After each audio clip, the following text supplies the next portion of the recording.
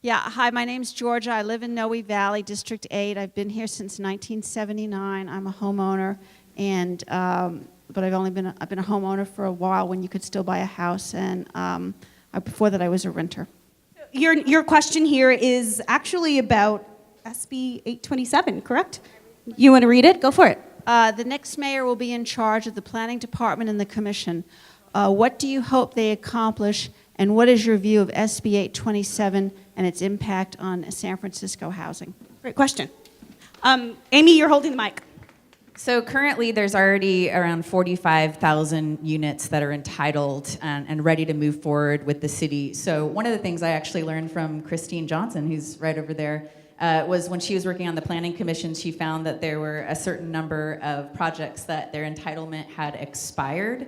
And so we have leverage there as a city. If we have hundreds of expired entitled projects, that's where we can also talk about eminent domain again, because we could say under threat of we either expire your entitlement, you use it, maybe there's an opportunity to say up the percentage of inclusionary and we'll help you with financing for that. So we do have some leverage in that regard.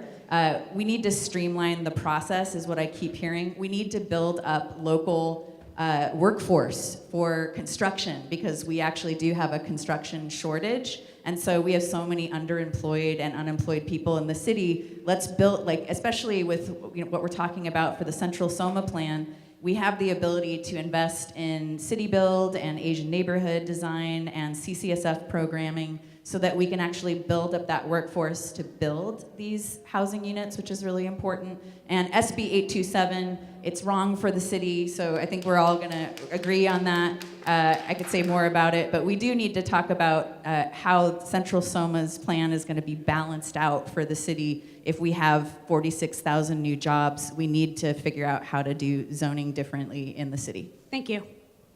Mark, let's hear from you. This is a question that gets asked at every one of our forums. It's a big issue in San Francisco right now, and it's a big debate issue across the state because it would impact all of California. Some very basic concerns about it.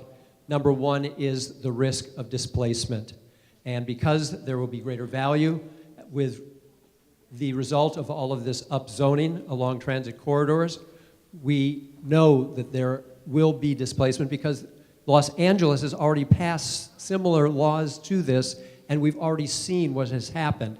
So groups that fight for low-income people, like Western Center on Law and Poverty, are opposed to the bill unless amended, and one of the amendments they would like is to make sure there is no demolition of any rent-controlled units along these transit corridors. Whether that amendment will be taken is unknown. Additionally, are we capturing the additional value for the public good? And so that would require some inclusionary below market rate mandate. So again, if the owner of the property and the developer is going to get that benefit as a result of the upzoning, there must be a public benefit for it. Thank you. Angela? And just lastly, it's one-size-fits-all planning, which is a major problem. I don't know you can fix that with an amendment. Well, first of all, thank you so much for this question, because it's funny, this Senate bill has evolved over this campaign. When the campaign first started, it came out, and now it's being amended. Let me just say there are 2 or 3 or 4 major problems, big problems, with what I believe this law would do. Number one, the city and county of San Francisco should never give away zoning rights or any other kind of rights to the state of California. You know, we did that. It's absurd to give away anything that we have that is powerful and helps our citizens. So that's number one. Number two, the density is fairly mind-boggling. I mean, if you take Geary Street, you literally could have 10-story buildings all the way down Geary Street and not have the infrastructure that goes with it, not have the proper transit lines that go with it, not have who we are as San Francisco. That's not who we are. We've never had high-rise corridors in this city, and we shouldn't be starting now. There are many ways to solve the availability, affordability of housing in San Francisco. So I'm against that particular bill. Thank you. I didn't answer the Midtown question, no displacement. no demolition, and I'm 100% committed to working with the residents so we can keep that community in place in Midtown community. Planning Department and SB 827, no one has built more housing, not just affordable housing, but even market rate housing than I have. And I've consistently done that by building in more height and more density in order to pay for affordable housing, parks, school, and transit infrastructure. My issue with SB 827 is not its intention. I believe in more density around transit corridor, but if you confer, again, more value to land, you have to ask developers to share that value back with the community by, again, building more affordable middle-income housing, more transit infrastructure, and more services that neighborhoods need in order to absorb all of that growth.